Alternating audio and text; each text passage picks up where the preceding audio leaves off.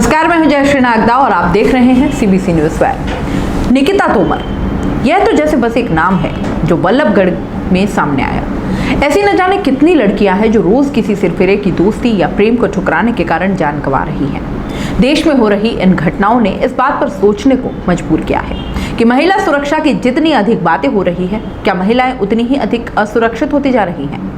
खासतौर से युवा लड़कियों पर तो असुरक्षा का यह खतरा बहुत अधिक बढ़ गया है। युवा लड़कियों के साथ होने वाली घटनाओं ने यह सवाल भी उठाया है कि क्या प्रेम और स्नेह जैसे शब्द अपना अर्थ ही खोते जा रहे हैं। कुछ ताजा मामले लीजिए। पहले हाथरस, फिर बलरामपुर, फिर बल्लभगढ़ और अब इंदौर। इन सभी घटनाओं के पीछे आपको एक कॉमन फैक्टर नजर आएगा। करीब करीब सभी में मामला या तो एक तरफा प्रेम का है या फिर प्रेमी या प्रेमिका पर कथित अविश्वास का। और खतरनाक बात यह है कि इन सभी की परिणति लड़कियों की मौत के रूप में ही हुई है। हाथरस कांड में यह बात भी कही गई थी कि मृतका और उसकी मौत के जिम्मेदार आरोपी के बीच पुरानी जान पहचान थी, यानी दोनों एक दूसरे से अपरिचित तो कतई नहीं थे। दोनों के बीच परिचय, दोस्ती या इन दोनों बातों से भी आगे बढ़कर कुछ है, इस बात की जानकारी समाज को भी थी। बलरामपुर में भी लड़की के साथ वारदात करने वाले अपरिचित नहीं थे। परिवार भले ही जानता हो या न जानता हो, लेकिन लड़की को पता था कि कोई उसके पीछे पड़ा है। अंततः लड़की को जान गंवानी पड़ती है। बल्लभगढ़ में हुई घटना का संदर्भ भी तात्कालिक नहीं है। वहां भी लड़की और लड़की के बीच अपरिचय जैसा कुछ नहीं था। अलबत्ता लड़के ने कुछ समय पहले भी लड़की का अपहरण करने की कोशिश की थी और मामला पुलिस तक गया था। बाद में लड़के वालों का दबाव कहिए या फिर उनकी ओर से की गई समझौते की पेशकश कि लड़की के परिवारजनों ने मामला वापस ले लिया, पर लड़के की तरफ से मामला खत्म नहीं हुआ और अंततः लड़की को जान गंवानी पड़ी। सबसे ताजा मामला इंदौर का है, जहां विधानसभा अध्यक्ष रह चुके एक राजनेता के परिवार के एक सदस्य ने अपनी युवा पत्नी को सिर्फ इसलिए मार दिया कि उससे उसके एक पुराने दोस्त ने कथित रूप से संपर्क किया था। इस मामले में हैरान कर देने वाली बात यह है कि लड़के ने लड़की को 4 माह पहले अपनी कंपनी में नौकरी दी। उसके 1 महीने बाद उससे शादी की और शादी के 2.5 महीने बाद बर्बर तरीके से उसकी हत्या कर दी। मीडिया रिपोर्ट्स के मुताबिक युवती गर्भवती थी। इन घटनाओं को हम किस नजरिए से देखें? अब सवाल यह है कि इन घटनाओं को हम किस नजरिए से देखें, इन्हें समाज में पनप रही कौन सी बुराई के साथ जोड़ें और इनसे निपटने का ऐसा कौन सा तरीका खोजें जिससे इन घटनाओं को रोकने की कोई सूरत बन सके। क्योंकि लगातार हो रही ये घटनाएं छुटपुट तौर पर होने वाला अपराध नहीं, बल्कि समाज में पनप रही एक स्थायी प्रवृत्ति की ओर इशारा करती है। सबसे पहली बात तो यह है कि ये घटनाएं क्यों हो रही है। दरअसल समाज में जिस तरह से खुलापन बढ़ रहा है और संचार के संसाधनों ने जिस तरह एक अलग किस्म की आज़ादी दे दी है, उसके चलते परिचय और अपरिचय का भेद मिट गया है। जिसे दोस्ती नाम दिया जाता है, उसमें दोस्ती को सही अर्थों में समझने और निभाने का भाव कहीं नहीं होता। अक्सर यह डिपार्टमेंटल स्टोर या किसी मॉल में होने वाली विंडो शॉपिंग की तरह होती है, जहां जो सामान पसंद आया उठा लिया। जी हाँ, अब इस तरह के रिश्ते सोशल मीडिया या अपने आसपास की बस्तियों से पसंदीदा सामान उठा लेने की तर्ज पर ही बन रहे हैं। जब कोई रिश्ता बिना किसी भावनात्मक लगाव या एक दूसरे को अच्छी तरह जाने बूझे बिना आनन फानन में बनता है, तो उसके उसी तेजी के साथ कभी भी टूट जाने की आशंका हमेशा बनी रहती है।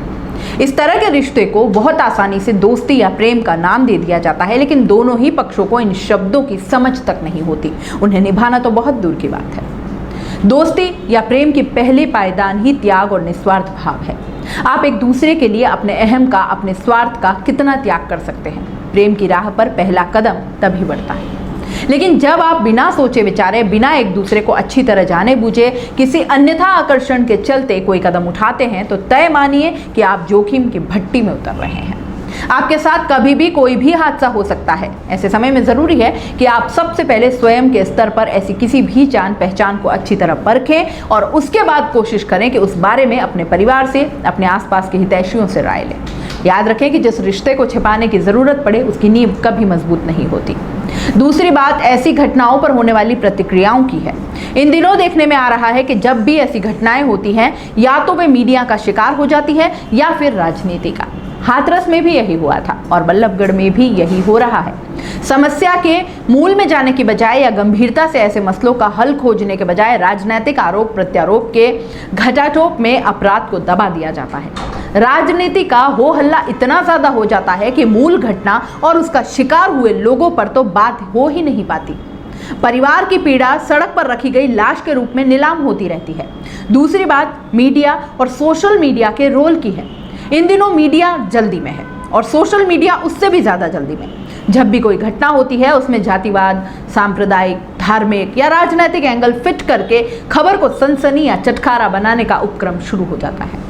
ऐसे कई गिरोह समाज में इसी काम के लिए तैयार बैठे रहते हैं कि कब कोई घटना हाथ लगे और उसे अपने हिसाब से इस्तेमाल करने का अवसर मिल जाए।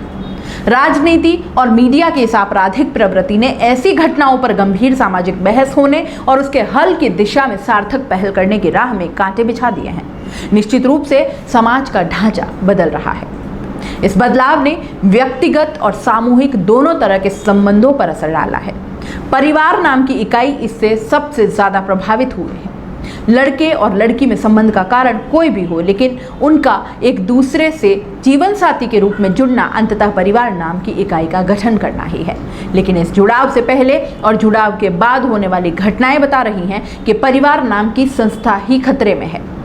चिंता की बात यह है कि ऐसी घटनाओं में शिकार लड़कियां ही हो रही है, फिर चाहे शादी के पहले हो या फिर शादी के बाद। उनका किसी से परिचय हो, फिर एक तरफा मामला, दोस्ती और प्रेम जैसे शब्द ही जब अविश्वास के घेरे में आ गए हों तो समाज में हम सद्भाव और सौहार्द की बात सोच भी कैसे सकते हैं। यह विचार गिरीश उपाध्याय के हैं, जो कि एक लेखक व वरिष्ठ पत्रकार हैं और नई दुनिया के संपादक रह चुके हैं। लेकिन क्या आप इस सोच से सरोकार नहीं रखते?